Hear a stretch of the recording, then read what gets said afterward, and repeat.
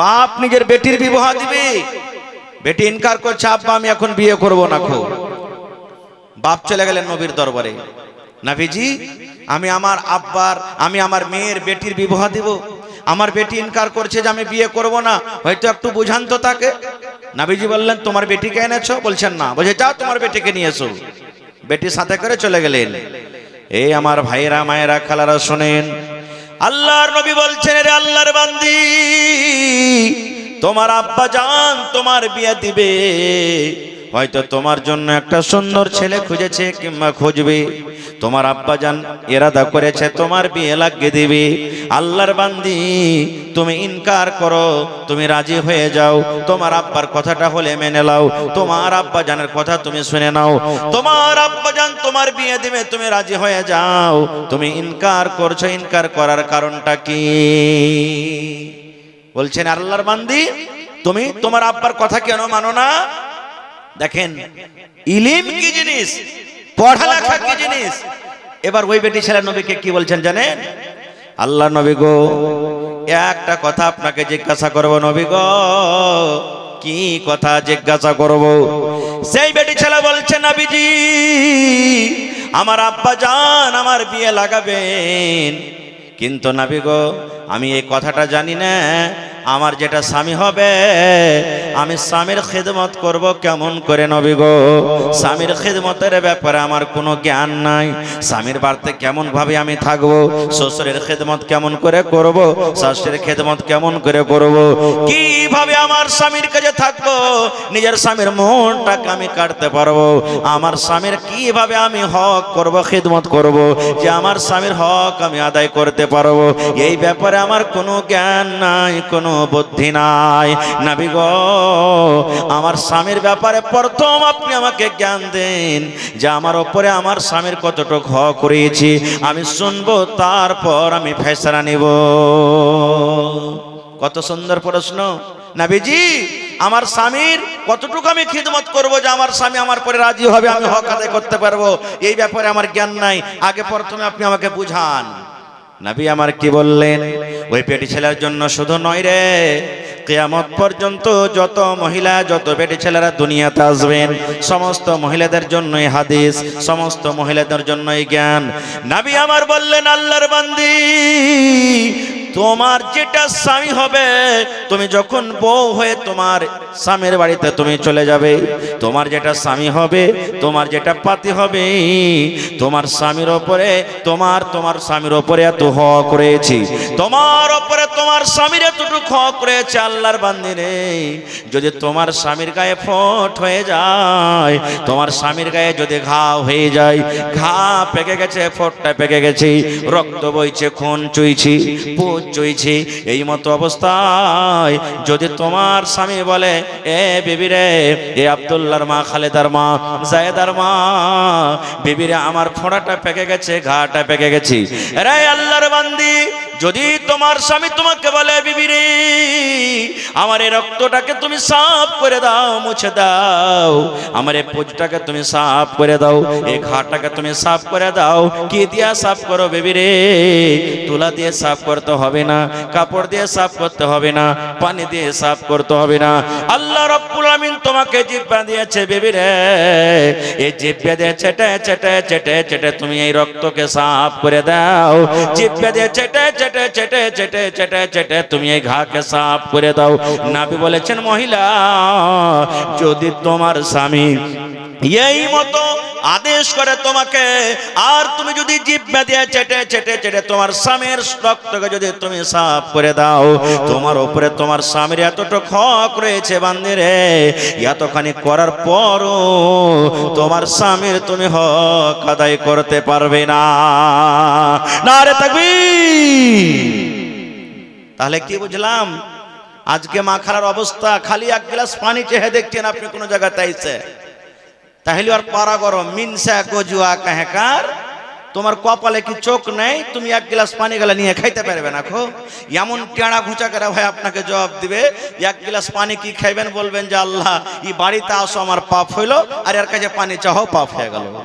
না জানার কারণ কি জানেন? সুবহানাল্লাহ, ইলম শিক্ষা। বলার উদ্দেশ্য ভাই যে রাসূল বলেছেন কাকে? মহিলাকে, যে তুমি যদি তোমার স্বামীর রক্তকে সাফ করে দাও, জিভে দিয়ে চেটে চেটে ঘাকে সাফ করে দাও, সাফ করতে হবে না যদি আদেশ করে তোমার স্বামী, আর তুমি যদি করে দাও সাফ, এতখানি তোমার উপরে তোমার স্বামীর হক। আল্লাহ রাসূল বলেছেন যে তাও তোমার স্বামীর হক আদায় হবে না। এই সমস্ত জিনিস কখন আমরা জানতে পারবো? আমার বহিনেরা কখন জানবেন? যখন মাদ্রাসা থাকবে, যখন মাদ্রাসাতে পড়ালেখা করবে, যখন মাদ্রাসাতে পড়িতে যাবেন, তখন জানতে পারবেন।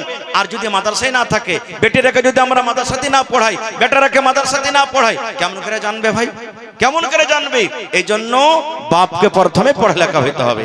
এইবারে দুয়া আপনি পড়ে দিলেন, 2 নম্বরে চলেন। বেয়াদবি মাফ করবেন। যতটি ভাই এখানে বসে আছেন, আমি একটা একটা করে যদি জিজ্ঞাসা করি, না না হে, কার 10টা ছেলে হয়ে গেছে, কার 5টা ছেলে, কার 3টে ছেলে, কার 4টে ছেলে, বিবির কাছে যে যাইবেন, বিবির সাথে মিলন করবেন, তো মিলন করার আগে একটা দোয়া পড়িতে হবে। কহেন তো কয়টা লোক জানছেন? কয়টা লোক পারবো দোয়াটা পড়িতে? হে দোয়া কি জি মৌলভী সাহেব, দোয়া আর কি পড়বো, দোয়া না দোয়া। এই আমার মুসলমান শোনেন, শরীয়তে কথা বলছি ভাই রে, নবীর হাদিস বলছি। আল্লাহর নবী বলেছেন, উম্মত তোমার বিবির সাথে মিলন করার আগে রে, তোমার বিবির সাথে সহবাস করার আগে তোমাকে একটা দোয়া পড়তে হবে। নবী বলেছেন কি দোয়াটা পড়তে হবে? বিসমিল্লাহি আল্লাহুম্মা জান্নিবিনা শাইতান ওয়া জান্নিবিশ শাইতানা মা রাযাকতানা। বিসমিল্লাহি আল্লাহুম্মা জান্নিবিনা শাইতান ওয়া জান্নিবিশ শাইতানা মা রাযাকতানা। নবী বলেছেন এই দোয়াটা পড়তে হবে একটা পুরুষকে, আর এই দোয়াটা পড়ার পর তুমি তোমার স্ত্রীর সাথে তুমি সহবাস করবে। বলবেন হাজী মৌলভী সাহেব দোয়াটা তো জানি না, শিখোনি, শিখার চেষ্টাও করিনি, বুড়িয়ে গেল, মাথার চুল পেকে গেছে, দাড়ি পেকে গেছে, কোনো গুনাহ হবে কি? কত বড় ক্ষতি শোনেন, কত বড় পাপ, কত বড় গুনাহ।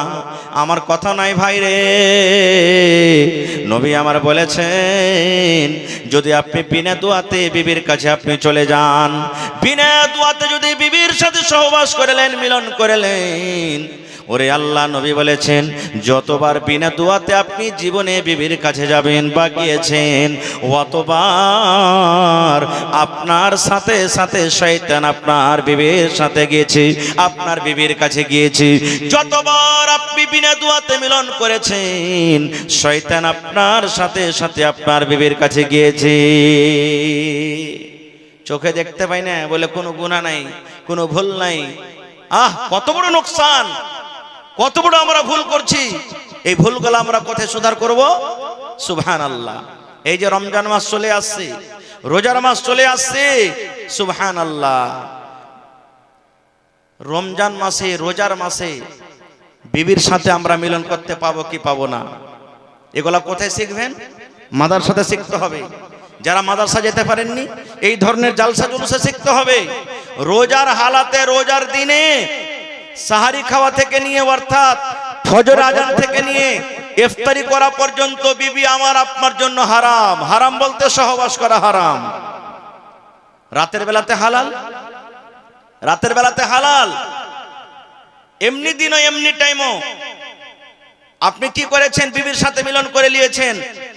মিলন করার পর আমি যদি আপনাকে বলি, রে আল্লাহর বান্দা, বিবির সাথে মিলন করেছেন, গোসল ফরজ হয়ে গেছে, আল্লাহর হস্তে একটু বলেন তো কয়টা লোক জানছি ফরজ গোসল কিভাবে করতে হয়? যারকে বাড়ির 15 ভাই লত্তি আছে, যে একবারে ডুবক ডাবক দিয়ে হড় হড় করে গোসল করে চলে এলো। মোটর যারকে বাড়িতে আছে, নল চালু করে দিলে গোসল করে চলে এলো। কল বাড়িতে আছে, টিউবওয়েল দাবিয়ে চলে এলো। এই নওজওয়ান মুসলমান শোনেন, আল্লাহ রাসূল সাল্লাল্লাহু আলাইহি সাল্লাম যেভাবে গোসল করার আদেশ করেছেন, বন্ধুরে, নবী যেভাবে গোসল করেছেন, যদি আমার আপনার গোসল যদি নবীর তারিকা মতন যদি না হয়, জীবন ভর গোসল করতে গেল একদিনও কিন্তু গোসল হয়নি। নবীর তারিকা মতন গোসল করতে হবে, তাহলে গোসল হবে। কেমন করে করতে হবে? কেমন করে গোসল করতে হবে? ফরজ গোসল করার নিয়ম কি? একটা মেয়ে ছেলে, একটা বেটি ছেলে, একটা বেটা ছেলের ফরজ গোসলের নিয়ম কানুন একটাই, কোনো আলাদা আলাদা নাই। আমার সময় খুব কম, আল্লাহ যদি বাঁচিয়ে রাখে বেশি না, আবার কোনোদিন আলোচনা করব যে ফরজ গোসল কিভাবে করতে হয়। তাহলে ফরজ গোসলের ব্যাপারটা আমাদেরকে জানতে হবে। আর একটু আগে চলেন। সুবহানাল্লাহ।